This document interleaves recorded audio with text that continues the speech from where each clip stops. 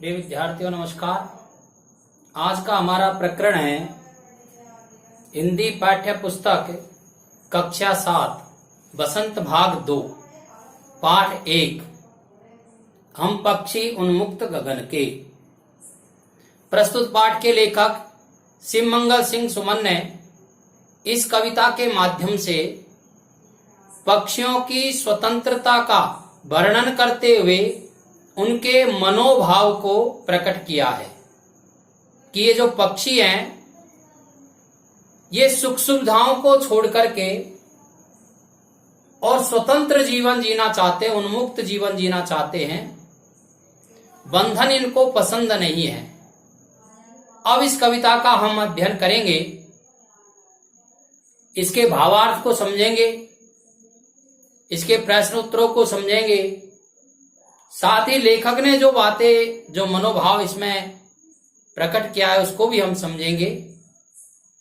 इन सब को समझने के लिए और सबसे पहले पाठ 1 हम पक्षी उन्मुक्त गगन के, इसके शब्दार्थों को हमें समझना है। तो पाठ के अंदर आए महत्वपूर्ण शब्दार्थ मैंने यहां आपके सामने लिखे हैं।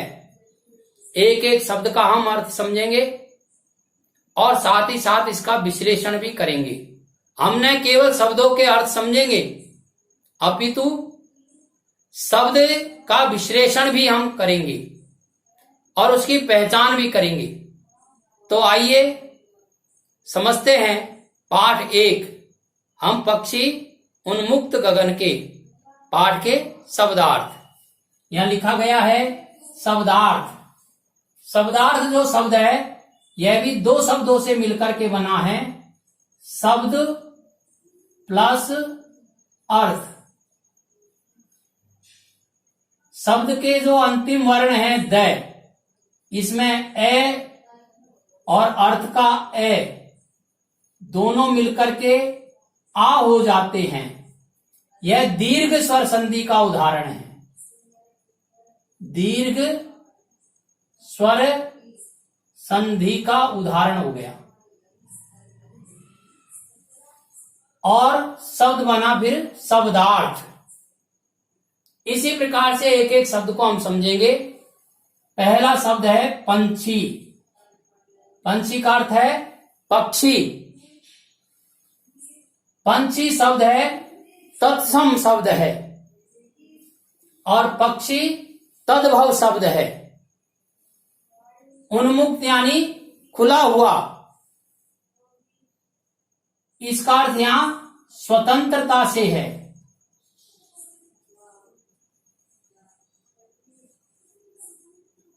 पिंजरबद्ध, पिंजरे में बंद। दो शब्द है इसके अंदर, पिंजर प्लस बद्ध।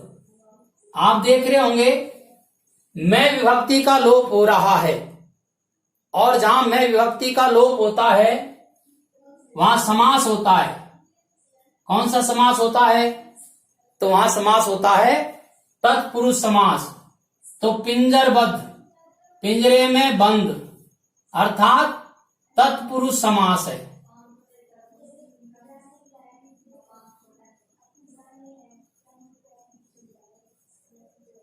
और समझिए कनक तीलियों। कनक तीलियों का अर्थ होता है सोने की तीलियों से बना।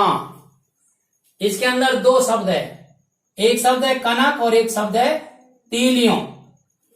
और इसका आपने जब अर्थ देखा तो सोने की विभक्ति का लोप हो रहा है और यहां ये चिन्ह लगा हुआ है, इसको योजक चिन्ह कहते हैं। जब विभक्ति का लोप होता है तो समास होता है। कनक मानी सोना और तीलियां यानी तीलियां, और बीच में की विभक्ति आ गई लगी हुई है तो समास हो गया तत्पुरुष समास।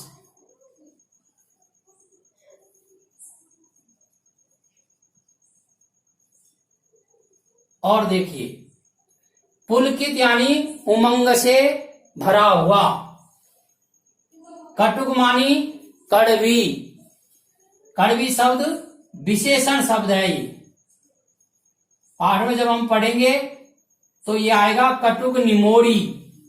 तो निमोड़ी यानी नीम का फल होता है, और उस नीम के फल की विशेषता है कि वह कड़वी है। तो यहां पर जो कटुक शब्द है यह विशेषण शब्द के अर्थ में काम आ रहा है।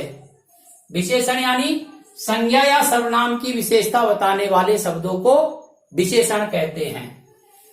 कनक कटोरी, फिर देखिए आप उसी प्रकार का उदाहरण है। कनक यानी सोना और कटोरी यानी कटोरी, और बीच में की विभक्ति का लोप है, सोने की कटोरी।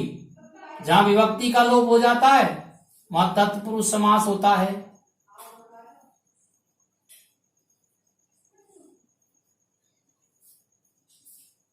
भूखे प्यासे, इसका अर्थ है भूखे और प्यासे। दो शब्द है, भूखे प्यासे, बीच में और शब्द का लोप हो रहा है। जब और शब्द का लोप होता है तो वहां समास होता है द्वंद्व समास। तो यहां भूखे और प्यासे, इसके अंदर हो जाएगा द्वंद्व समास।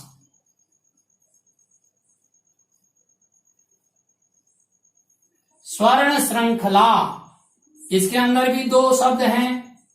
स्वर्ण यानी सोना, श्रृंखला यानी सांखल या जंजीर।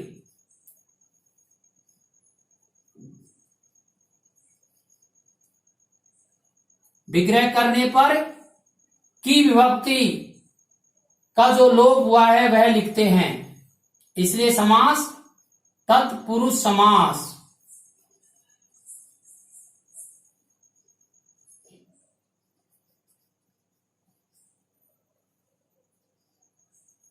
और देखिए आप,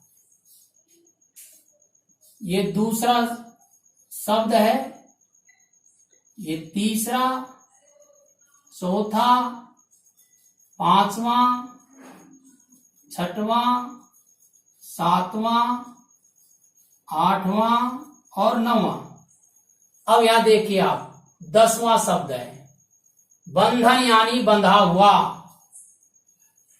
तरु यानी वृक्ष, फुनगी मानी डाली, अरमान यानी इच्छा, पर यानी पंख, नभ यानी आकाश, तारक अनार के दाने, तारों रूपी अनार के दाने।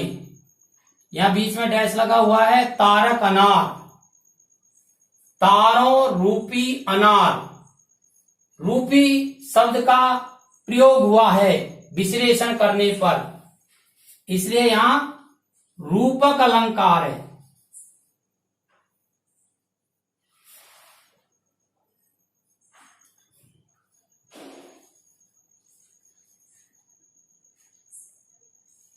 तारों को अनार का रूप दिया गया है। तारक अनार, तारे नहीं है, अनार है, इस तरह से समझाया गया है। यानी तारों को अनार बताया गया है, तारों को अनार का रूप दिया गया है, इसलिए यहां रूपक अलंकार है। क्षितिज, दिशा का छोर, धरती और आकाश मिलते प्रतीत होते हैं, उस स्थान को क्षितिज कहते हैं। होड़ा होड़ी, उड़कर पहुंचने की होड़। होड़ा होड़ी में होड़ा जो शब्द है इसका अर्थ है होड़, होड़ी का अर्थ नहीं है। इस प्रकार के जो शब्द हैं साथ साथ चलते हैं, दोनों शब्दों का अर्थ एक ही शब्द के द्वारा प्रकट होता है। इस प्रकार के शब्दों को युग्म शब्द कहते हैं। और किस प्रकार के युग्म शब्द हैं, तो यहां इसको हम कहेंगे निरर्थक।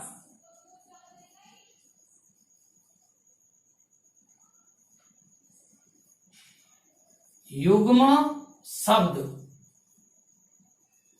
ऐसे शब्द जो साथ साथ चलते हैं और दोनों शब्दों में से एक ही शब्द का अर्थ प्रकट होता है, तो ऐसे युग्म शब्दों को निरर्थक युग्म शब्द कहते हैं।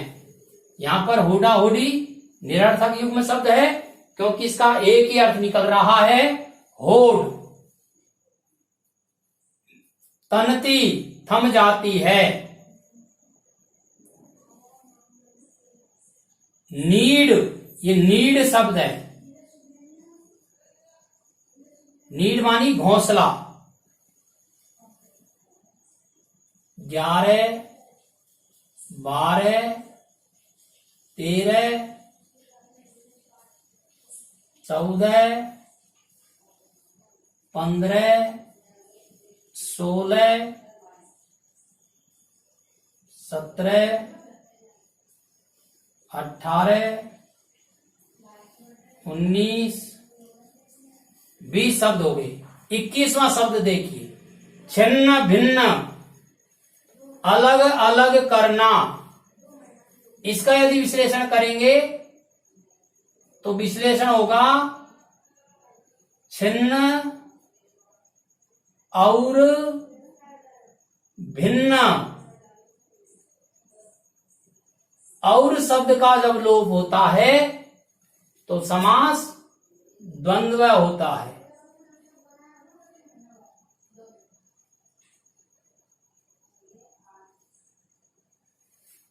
आकुल, बेचैन, विघ्न, बाधा या रोक, डालो, डालना, ये क्रिया शब्द है।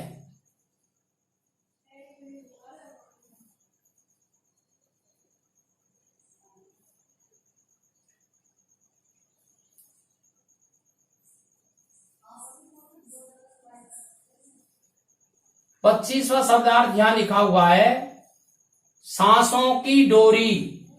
सांसों की डोरी यानी श्वास। आश्रय यानी आधार या बैठने का स्थान। ऐसे इस पाठ के अंदर से 26 प्रमुख शब्द आपके सामने लिखे गए हैं और विश्लेषण करके आपको समझाया गया है। अगले वीडियो में हम इस कविता का अर्थ और भाव अर्थात भावार्थ समझेंगे।